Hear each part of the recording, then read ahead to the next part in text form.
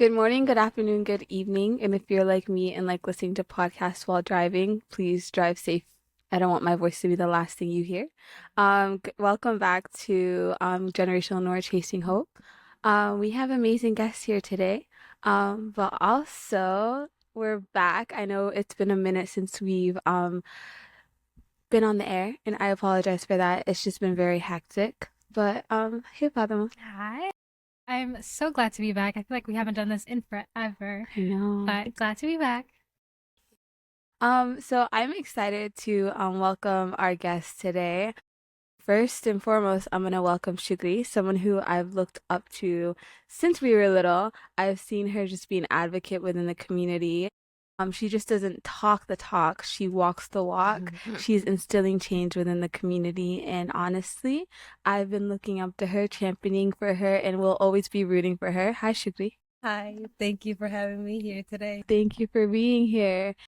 Arbaii is someone that I love so much. She's amazing. She's making changes within the community, changes within the people around her, and she's just, instilling hope within the community. She's one of our generational youth, Noor youth. She comes to all our events, and I love her for that. Thank you so much. Hi, Arbaii. Hi, my name is Arbaii. Thank you for having me and Thank giving me this opportunity.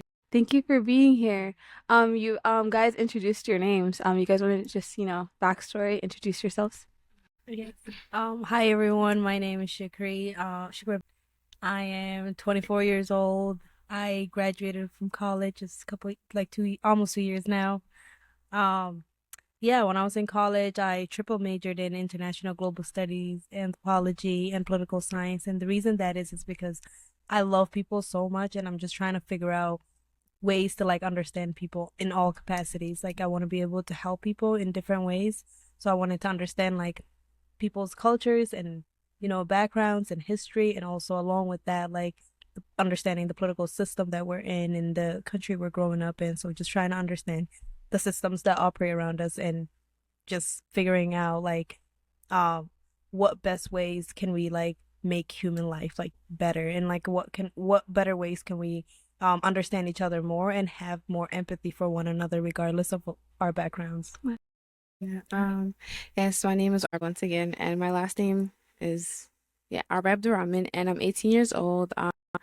I basically grew up in Lewiston my whole life, so I'm very aware of like what's going on in the community, and the way I grew up has affected me in a large way. Growing up in a dysfunctional family obviously led me to do things to myself that wasn't who I really was, and I was a product of the system for a very long time.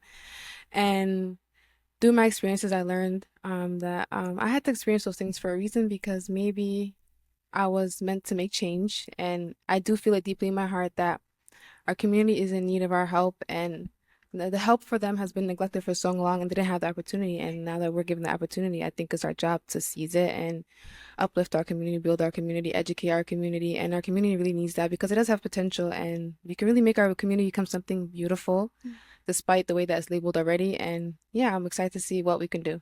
Yeah, thank you. As two people who have grown up in Lewiston and have seen like the changes within the systems within Lewiston as a whole, what have you seen like change wise or like dysfunctionality wise within like Lewiston as a whole?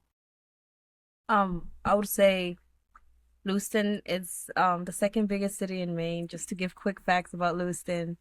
Lewiston has a lot of young people in it.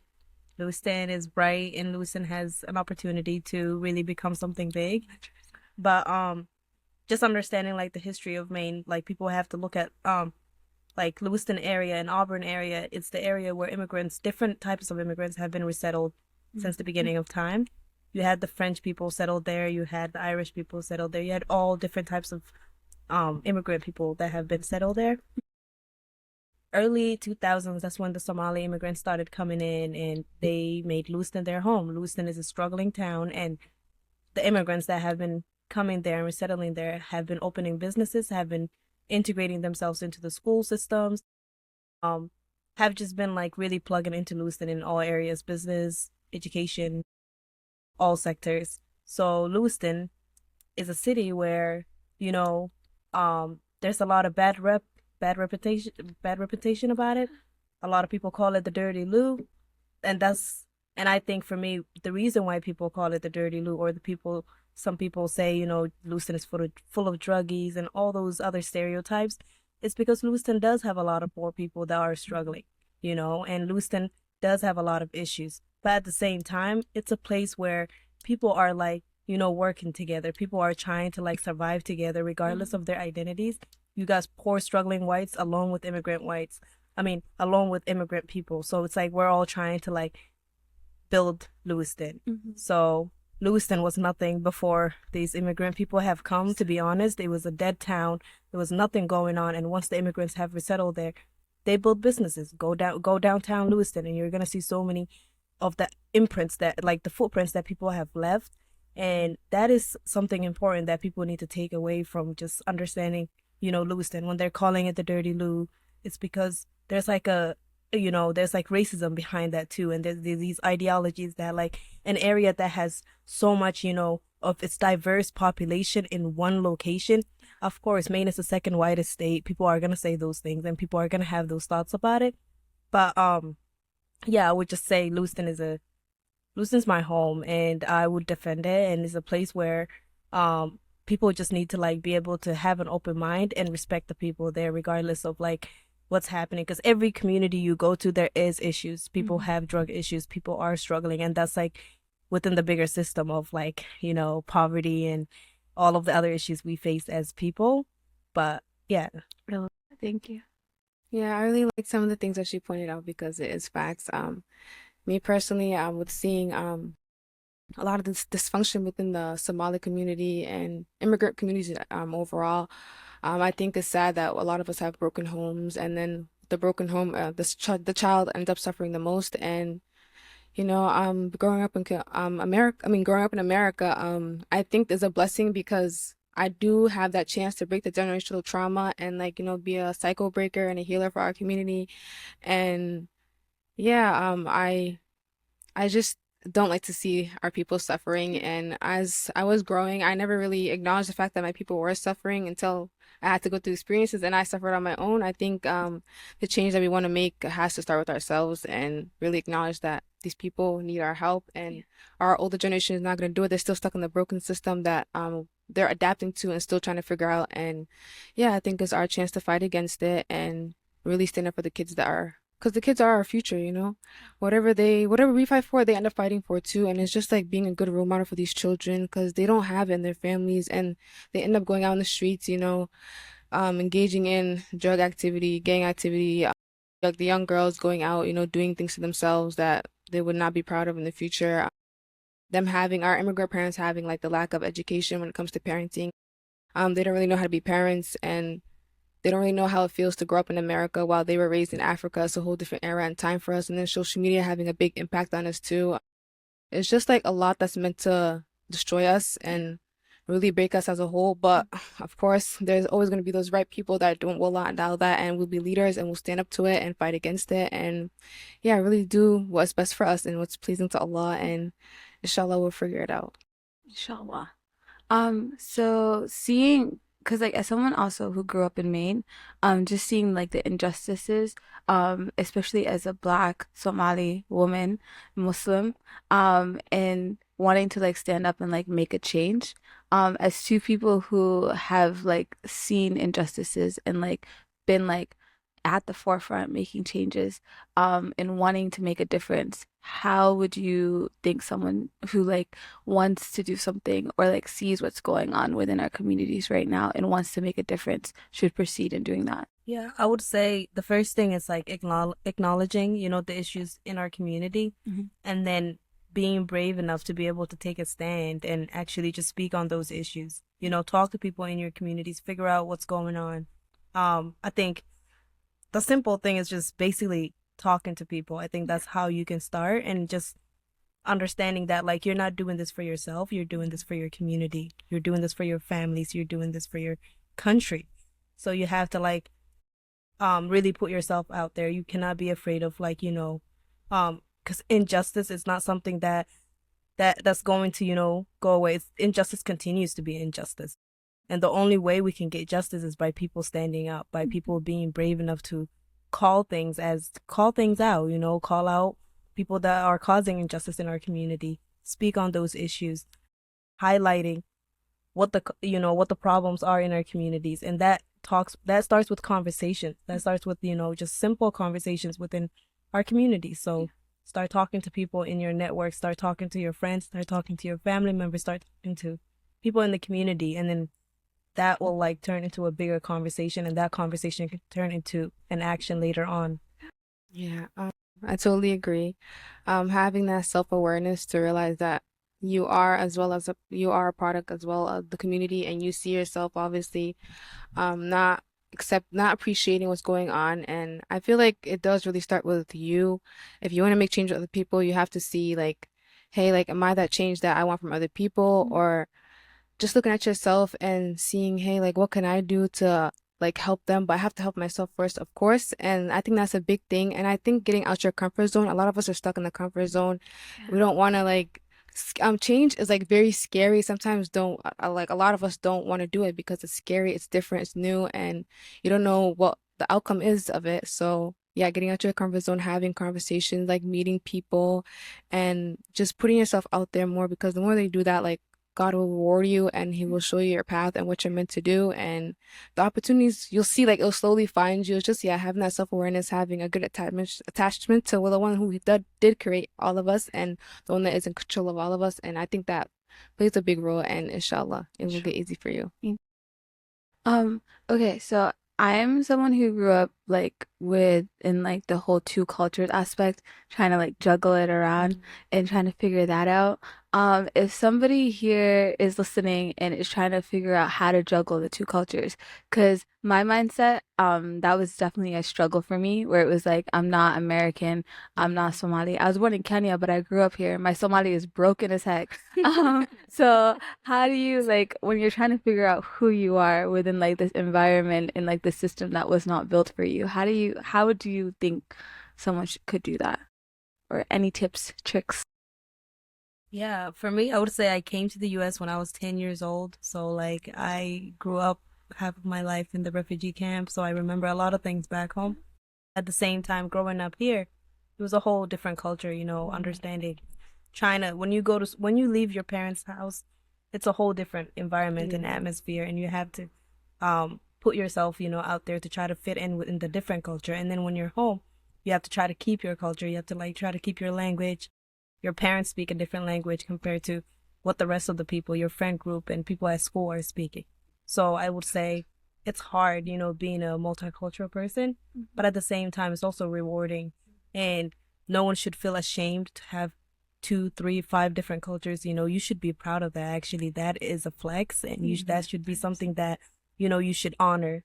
So the best way to do that is by, like, respecting your culture, like keeping things in your culture that you love, and things that don't resonate with you, then you might want to leave that. But most importantly, it's just like having respect for yourself and being strong enough to be like, okay, well, this is part of my identity too, so I will accept it. I will always be a Somali, and my Somali might not be the perfect Somali, but at the same time, I know that like my roots date back to that. So I will try to keep things from my culture with me for the rest of my life, even though I am in America and where it's a whole different culture. So it's hard navigating all of that. But I think it's important that we just remember that that is why we're unique. We're unique because of like we're blended cultures. So, and also understanding that America is an immigrant country, even like if you think about the history of the US, people came here and like, stole this land from the native indigenous people. So you have to think about that. This country has been a country where immigrants come here, they get resettled, they stay here for a couple hundred years, they get not only resettled, but they get integrated into the mainstream society. Whereas when a new immigrant comes, they discriminate against, they become the oppressor. They become the one that's discriminating against. So it's like, yeah, like for example, when someone is like new to the country, they call them like, a fob, like fresh off the boat.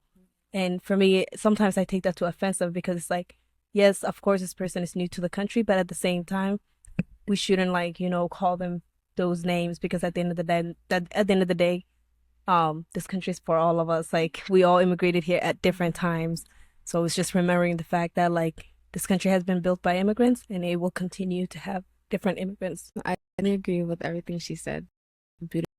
Um, Yeah, it was hard for me growing up with two different cultures. Very difficult, very difficult. I think when I came here and like adapting to like the American culture, it like stripped me from my identity, who I was, my language, everything. And in a way, I feel like that was purposely done to us to forget our history and who we are as people because that's our power. And yeah, I was one of those kids like I used to go change in the back of the bus, put on some pants after like coming at the house with the bati and stuff like that, just so I'm like I was scared of my mom, obviously knowing that I wanted to adapt to the American culture. Like I said, it comes back to like the parents, like installing in us that our culture is special. It makes us who we are. It makes us, um, special, and like it just makes us more upfront with ourselves about who we are and our identity. Because obviously that wasn't given to me. I obviously was so attracted to the American culture because I obviously there was things about our culture I did not like, I did not appreciate. It made me run from the culture and adapt to a different one. I had identity crisis like for like culture crisis for a long, very long time. I didn't want to accept my culture or be a part of it, so I adapted to the American culture, and the American culture was probably worse than my own culture and things of that sort. I just didn't appreciate it, didn't like it, and yeah, I think it's all about just finding who you are, like your history. How do you map yourself out? How do you map yourself out in this world and the American culture and like the culture that's made to like suppress us and keep us down and all make us all feel like we all need to like be in one lane and not be in different ones, but we can all like meet each other at the end. Like we're all united in a way, so it makes no sense why we're so divided. And yeah, I think it's all about just being self-aware and knowing that you are special and your culture means something to you and that is your power. And if you don't have that, then you're gonna become very lost and want to adapt to the American culture and want to fit in with people. I was one of those people like I want to fit in with the other people. I just didn't have any type of identity or anything. I didn't know who I was, where I came from. Like I barely knew anything. I barely had any history of like my parents like before me and things of that sort. I just didn't have any knowledge of it. I was more aware of like the things that were going on in America more than I knew what was going on in my own country. So I think that's very dangerous to do that to people, especially like with school and things like that. Like I think that's where like I became very rocky because you're mixed with all these people and then you see like they resonate with one side more than the other and then your culture is more suppressed and things like that. And it's very toxic and I think that needs to change. And we need to do a better job accepting our culture for who we are. 100%, especially like growing up within like a system where when you're in school, they only teach you like history, but like one-sided history. Literally. So you're not even hearing the full story Right. or the full scope. You were born here. Was it different for you? Yeah, 100%. It was really different. I actually had to come to learn about my culture. There were things that both of you guys said there was things that you were like I did not resonate with or I didn't like, which did push me towards the American culture. But I got to a point where I was like, I really do need to know who I am. So I had to go search for that. And one thing I want to say is it's never too late to go search for your culture.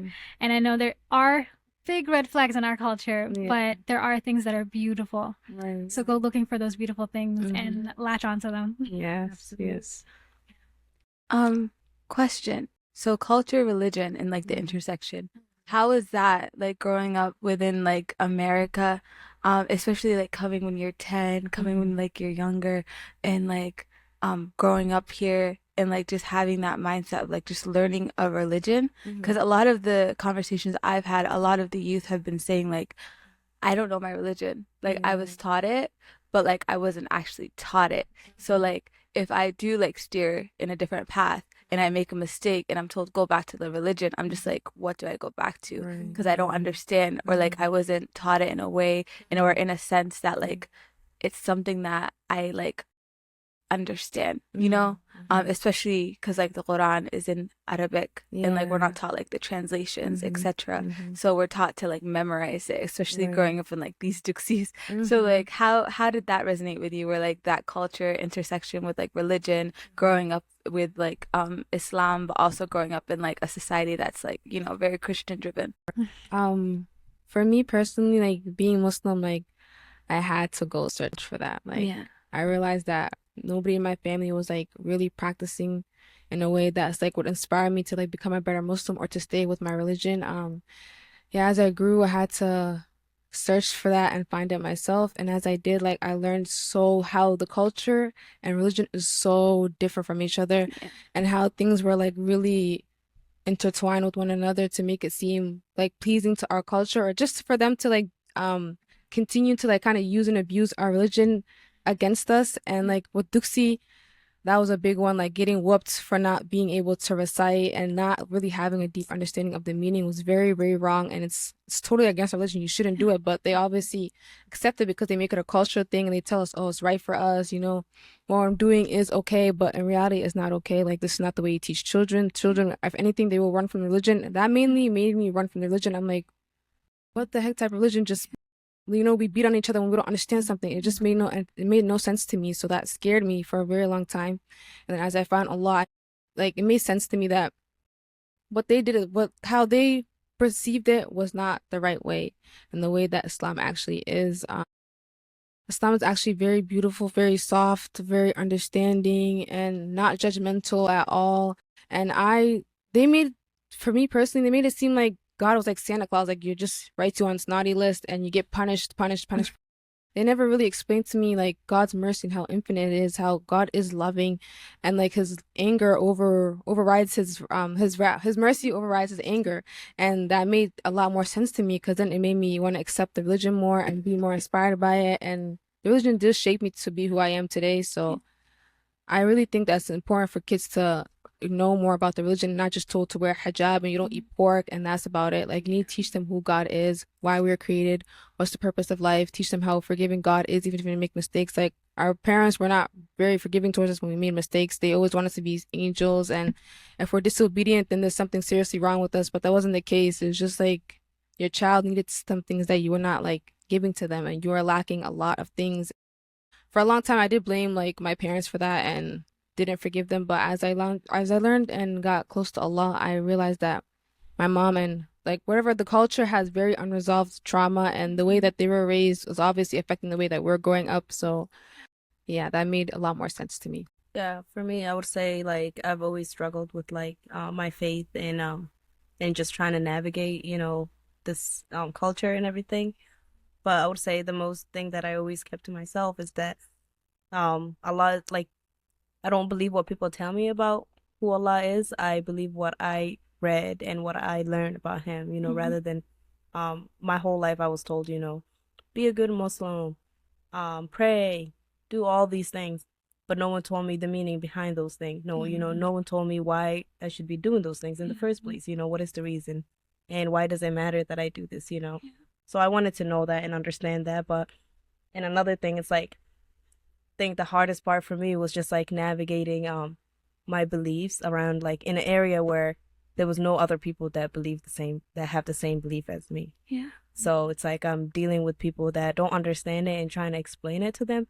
But at the same time, it's just really hard. Like also like the hijab part too. There's like a lot of personal conflicts that I have with my faith and my religion in general. Like for example, when it comes to mental health issues, um like our parents and people around us, they always tell us pray, read the Quran, that will cure your depression, that will cure, your suicidal thoughts or all these different things. But that's not the solution. You don't tell someone to just read a book, or you don't tell someone to just read a Quran, or you don't just say, oh, we're gonna read Quran on you. There's more that goes into that, and like I think our people need to do better. And like Arbaii was talking about, culture is different than a religion, and we mix those two a lot, and that's the problem, because you like there's a lot of people that are suffering with mental health issues, and I want to like be able to understand, like, in Islam, like what do we do about that? How do we go about that? How do we help people who are actually having these like real valid thoughts and like issues within their own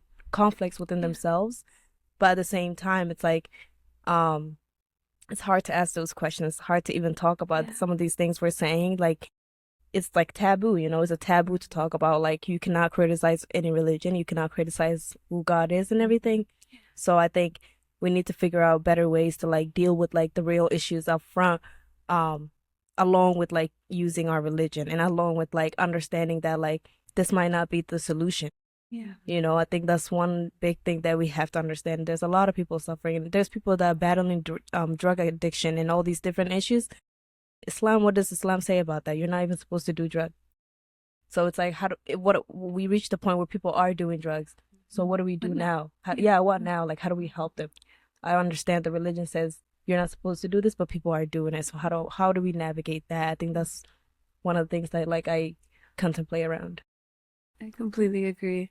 Especially, I think growing up, always like I'd be like a why person, but then like that fear of asking why when it came to the religion, because like it would be like, oh, you're gonna get Demby if you ask like these questions, and I'm like, but I just want to understand. No, you can't ask that. And then like if you keep doing that to a child, they're just like, okay, then I'll go somewhere else where I can learn more, and like that's where we go wrong. Because I'm just like, if you have the answers, give them the answers. If you don't, find someone else who has the answers and bring them to your child and educate them. Yeah. So we're gonna go. This is deep. We're gonna go deeper. The like what's been going on within our community. First and foremost, I want to just take a moment to send my condolences to anybody and everybody who's lost somebody to gun violence or substance use disorder, mental health, anything. We as a community definitely need to do better. Each person, will be keeping them in our prayers. But I just want to say that and take that moment just to send my love and just send my love to everybody. But I just wanted to take a moment as a group just to have that conversation because a lot of our youth, like they see violence, they see what's going on within the community, but there's no space for them to talk about it. And these conversations are not being had within, like, they can't hear their peers or people talking about it. It just becomes so normalized. And I just wanted to have that conversation of like, what is going on? Like, why is it going on? And like, what changes can be instilled? Because we can talk about system changes all day and like, but at the end of the day, the change starts at home. It starts with us. It starts with our communities, and maybe not the older generation. Maybe they're still learning, but we know better. We should know better, and we can do better. We just need more of us, and more education, more conversations, because people are dying every single day. We're at funerals every single day. You're hearing so and so passed away every single day. All I hear is Ilahuna Haris, Ilahuna Haristo. But before we get to that point, like, what can we do to stop that? What can we do to work with our kids? What can we do as a community? So I just wanted to have this conversation here today, just to like, we're not professionals in that sense at any way. I'm not saying that there might be things that we say that you don't agree with. I respect that. And you can message me, we can have like a conversation because I'm learning every day and I'm willing to have conversations every day. But I just wanted to have this conversation first and foremost, just to, bring it out into the open within the community because as someone who's grown up in Lewiston and just been to so many funerals, I am tired. Yeah. I'm so tired. Yeah, so like, and like, it's not even because like, if you see it coming, like someone's sick or someone is like, but this is just like out of nowhere. People are dying from overdoses. People are taking their lives. People are getting shot by their own peers, by their own friends. And it's like, where is this coming from? What is happening? So, as people who grown up in Maine, what do you think? I would say what I've like witnessed through the community, it's a lot. It's a lot of issues and it feels like tough to like address them all or try to do something about it all. For one, I do see like a lot of young boys, especially out in these streets, you know, drinking, smoking, partying, indulging in like gang activities and, becoming little drug dealers, just things that overall just will it's leads to self-destruction basically. And in a way, I get angry at the older generation because these kids literally, they don't have good role models in their life. They don't. Even their own siblings are out, in these streets, out and about, and they see that, so they naturally like take that in and think, okay, because they're doing this, I think this is the right path, or this is the way I should go because they are who I look up to. And then I see grown men, standing in the street corners, having bottles in their hand, having just intoxicants like all around them, not having that good energy of like, hey, like it's not having that good energy of being good people, And I don't think they realize that like these kids are watching you guys. Like a lot of them come from broken homes. They need that love and that support, and they seek it from you guys, and you guys don't even have that yourself. So it's just like, what makes you not want to tell these kids to, hey, go off and go to school, go do something with yourself. Don't be like how I was. Like my life is miserable. I don't want you to have the same lifestyle. But no, they encourage these kids to come with them and stay around them. And I think a lot of it has to do with like misery loves company. Like a lot of these people just don't know how to operate on their own, so they think, oh, just because these people are on a low level like me, I'll be fine with them. But that's not the case. And yeah, they're leading these kids off, and it makes me very angry because like, especially they're boys, if anything, they're very different from us, and how they view the world is very different from compared to women, and they're a lot more harder to deal with than women.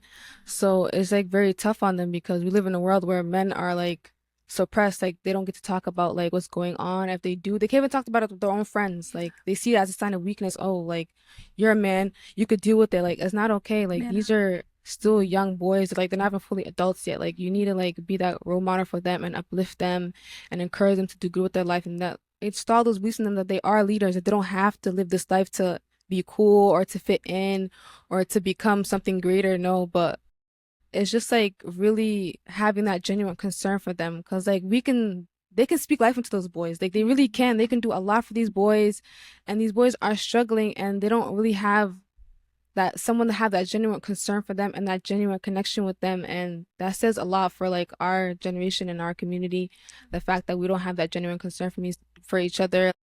Nobody is moving with love or living with love. It's all hate, jealousy, and no who can do better than the other. It's just like no elevating each other, no helping each other flourish. And that's where like we're going wrong. Like we're living in a generation where like we're the loneliest generation. Like I like did a research on this. Like we're the loneliest generation, and like more addicted to like drugs, more addicted to like go out and do things that will violate you at the end, will not serve you any purpose. Like we're more addicted to like just doing things that will violate as us as a human being and our own souls. So I think it's important to like recognize that and to honestly want to do something about that. Yeah. Definitely. Yeah.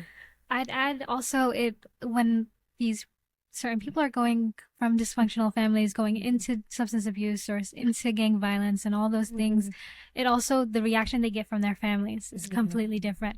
Either they're getting kicked out of their family or their house, or they're put on the streets, or the family doesn't talk about it. Right. Which that not talking about it can make it an even bigger problem. Right. Which is why it comes by surprise when someone's killed or killing themselves, or that's why, because we don't talk about it and the families are hiding it, or they're kicking the person out. I guess that response, like, we need to change that. Yeah, it's all about reputation. They're so concerned about how people view them, or my child is not the one that did good things in this life, then that child is basically over with. Like that's not the case. You shouldn't do that to your children. Exactly. And yeah, I would also add that like the stigma, along with like just there's a miscommunication between the parents and the children. In this case, the parents don't understand why their kid is doing the drug, or they just see it as, oh, my kid is doing a drug, that's bad. I lost my kid. They give up on the kid. They don't think that that kid can be rehabilitated. Exactly. They don't think that that kid can stop doing those drugs if they get the love and the nurture that they need. So I would just say that like a lot of the drug issues are just huge. They're bigger than us. They're bigger than just one person getting addicted to drug. Why are the drugs in the streets anyways? Like why is it that something that can kill a human being on the street? And you have to think the bigger picture of that. Like these things shouldn't be available in communities where people are already struggling, already dealing with poverty, and along with all these other issues. So you have to think that like there's a bigger issue.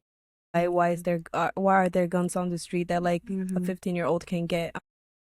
there so many unregistered guns? Why is there so many drugs on the streets? Right. And why is it so easy and accessible for people to just easily get those things? So we have to address the root cause of those problems. Right. And we also have to look at the reason why people are getting addicted to drugs. Why are they even going into the drugs? Like, what is happening at home that's making someone like run away and choose a life? Like, the reason, because everybody wants to be loved. Everybody wants to be loved. Everybody wants to be cared. And that love sometimes can be in a very toxic manner if we think about it. So if a young boy that's like, 10 years old, 13 years old is growing up without a dad, and he goes into the street, there's an older guy that's waiting to like pimp him out, groom him to becoming, a gangster. So we have to think about those things. A lot of these kids that are on the street, they come from really, really struggling families. They don't have good father figures to be able to look up to them. If they had good father figures, I promise you they would not be in the street. Right. So we have to take these conversations, I feel like, within our own communities, talk to our parents, talk to people in the community, and like address, even there's just bigger issues in our communities. Each family has like 10 members. So, each mom, you have a single mom raising 13 kids and, 8 of them are boys. How do you expect that mom to survive? She's raising all these kids on her own. Where's the father in this case? I think there's a bigger issue. And then the system, and it goes into like just racism and like how the prison system and like is made for Black men to be able to like just easily be integrated into. What comes after drugs? They either die in the street or they either die in jail. So we have to think about those things. Like, what are the things in our communities that are so, like, we need to like eliminate those things so that way people that are battling these issues can actually find safer solutions rather than like, drugs is a problem, but at the same time, who's bringing these drugs in?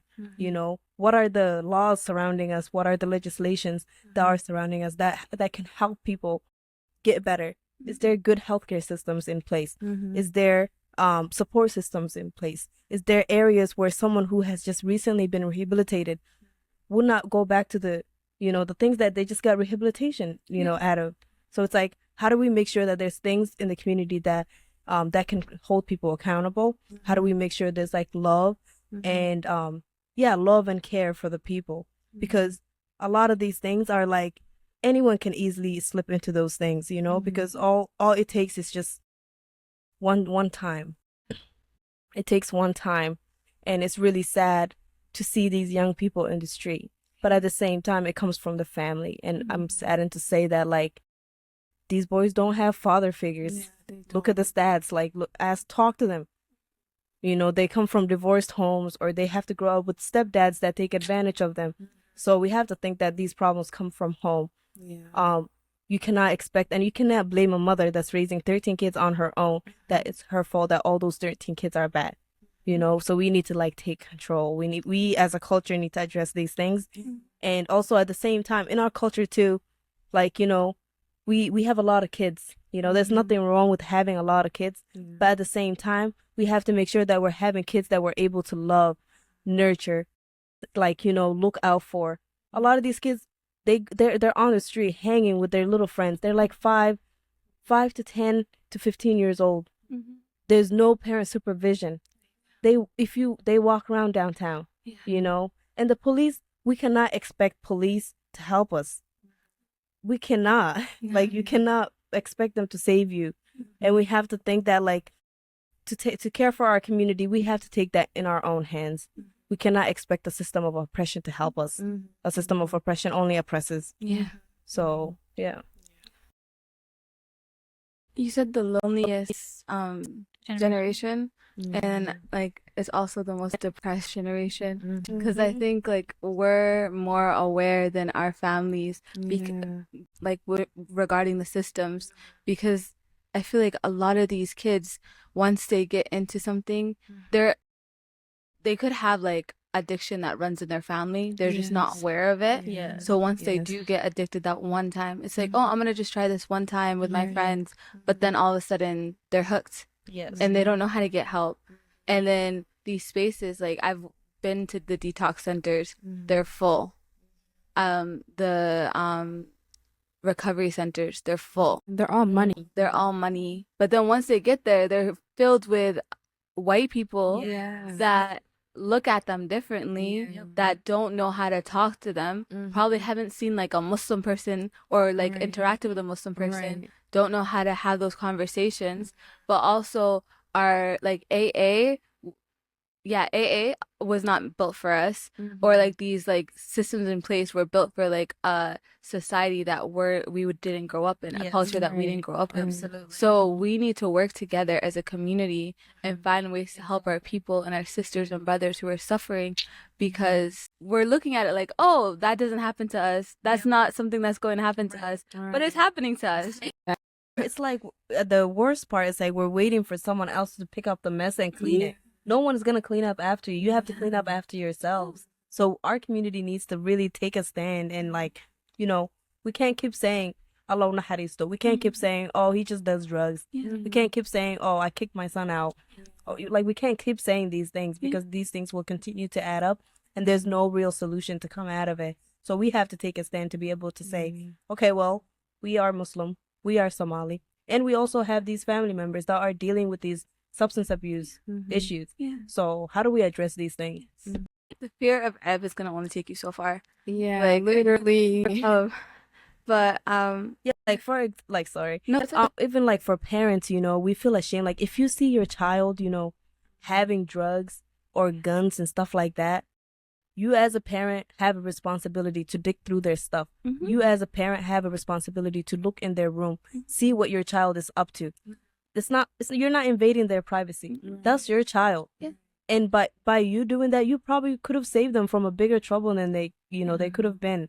So, and it's like the thing is like our parents need to understand is that like when it comes to drugs and guns and stuff like that, when we find those things on our kids, we need to take those things, put them in a bag, bring it to the police station with no name, questions asked. yeah. Just take it away from your child. Don't try to hide it. Don't try to keep it a secret.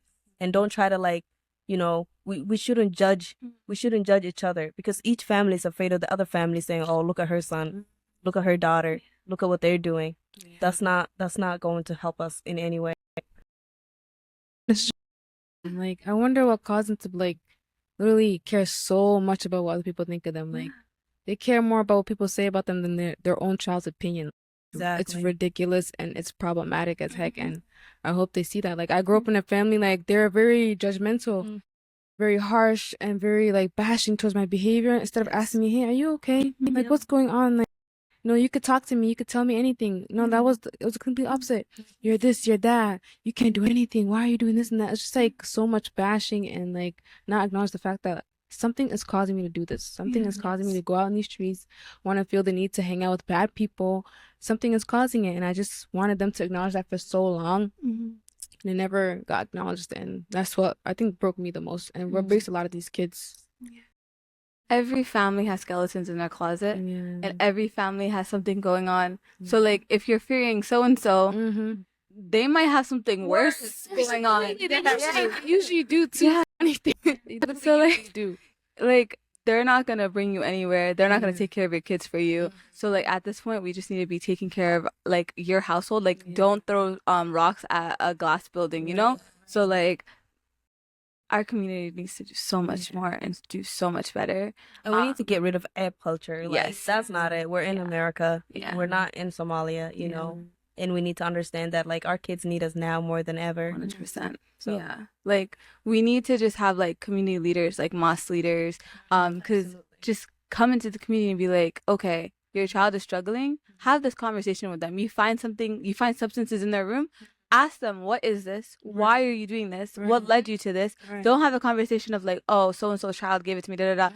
Leave that at the door. Have a conversation of just understanding them as a whole and what they're going through mentally, because we don't talk about that. It's basically this person's crazy. No, like, understand what's going on, understand what they're going through, and just have that conversation. And if we did that, you could save so many lives. You could help so many people. It's just we have so much work to do, and this is just like the icing on the whole like coffee. I was mentioning in the office, like with slavery, like they fought for it for so long, but each fight was like they don't even realize that it impacted us. Like now we can walk freely, go to public places, and it's not like whites and blacks, and I go this way and you go that way. Like it's more unity. Like I can walk freely down the street without someone just attacking me because I'm black or because I'm Muslim or things of that sort. Like I really do feel like we're the icing on the cake. It just starts with one generation, then leads to the next and next and next, and like change happens over time and not overnight. So I think like what we're doing is like very powerful, and it actually speaks volumes. And it might seem to us like, hey, our conversation is just here, but in reality, like our words are like powerful and it manifests itself. So I People are think, listening. yeah, that's true. Well, timing wise, we gotta. But I want to thank you guys so much for coming today. Before we end this conversation, I just want to say anybody who's struggling with substance use disorder, mental health, anything, You're not alone. you're not alone. You have people that are willing to help you. You have people that love you. You might not feel it at the moment, but people do love you. And if you were to leave this earth, people will miss you and people will cry. So please look for help, ask for help. There's always one person that's willing to help you, willing to sit down and talk to you. So just take that moment to just look around and find somebody. If you are located in Lewiston, Portland, honestly, anywhere, my phone number is openly available. Please call me if you're having any thoughts or if you need any help. Wallahi, my phone is always available. I will put everything down and take the time to help you. And I know so many people who are willing to do that, but I would rather take time to just talk to somebody on the phone than for to hear that somebody passed away or something happened. So please just, I'm always easily accessible. Accessible. Yeah. I'm always easily accessible. Please just call, text if a phone call is hard. But there's people who care and people who are willing to help you.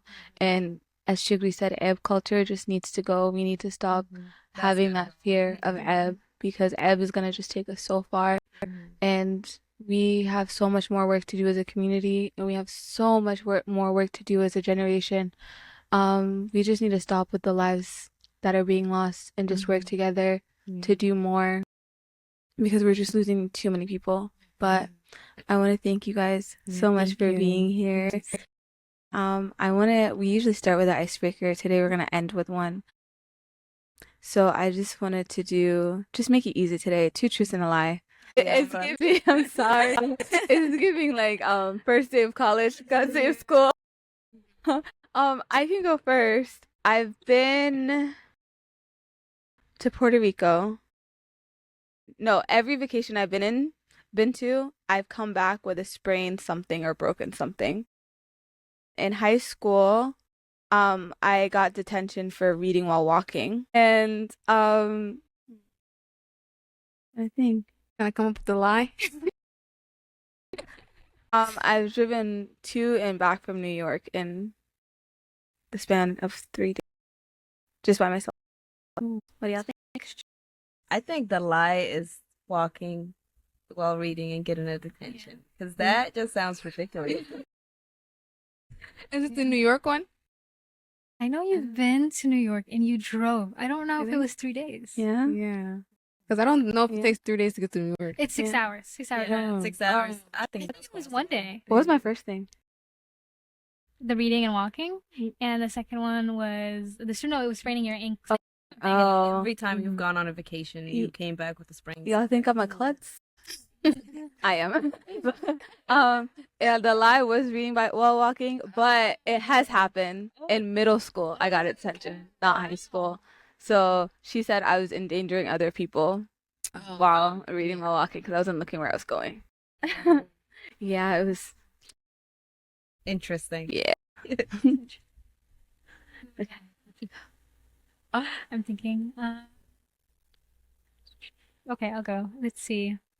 Well, you guys don't know. You can't answer. Okay. So I just finished college. I had a cat for a week. Very long story. I would love to know.